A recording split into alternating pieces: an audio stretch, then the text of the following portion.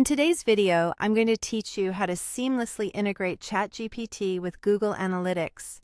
This is a powerful way to enhance your ability to query and understand your website's data through natural language queries right from ChatGPT. Let's dive into the process. First, we need to open ChatGPT. Head over to chat.openai.com. Once there, log into your account if you haven't already, and start a new chat. This will be our workspace for setting up the integration and crafting our queries. Next, it's crucial to define your integration goal. Knowing what you want to achieve will shape the rest of the process. For instance, you might want to connect ChatGPT with Google Analytics to ask questions like, "What was my website traffic last week?" or "Which pages got the most visitors in September 2025?" and even, "What is the bounce rate for mobile users?" Having these objectives outlines what exactly you need from the integration, making it easier to configure your tools. Once you've set your goal, the next logical step is to request the API connection steps.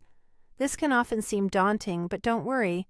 You can ask ChatGPT directly to explain, step by step, how to connect Google Analytics with ChatGPT using the Google Analytics Data API, also known as GA4. Make sure this guide covers the essential components: creating a Google Cloud project, enabling the Analytics API, obtaining the necessary API credentials, and utilizing these credentials within ChatGPT. Each of these steps is crucial to ensure a smooth and secure connection between your tools. After setting up the connection, it's time to generate some query examples. These examples are what you'll use to interact with Google Analytics data. For instance, you might want to write queries to fetch your total sessions in the last 7 days, or identify the top 5 landing pages by traffic. Don't forget to create queries for metrics like the average session duration as well. These examples serve as a great starting point for getting meaningful insights from your analytics. Next comes the creative part, creating natural language prompts. Take your API queries and transform them into language that you can use directly with ChatGPT.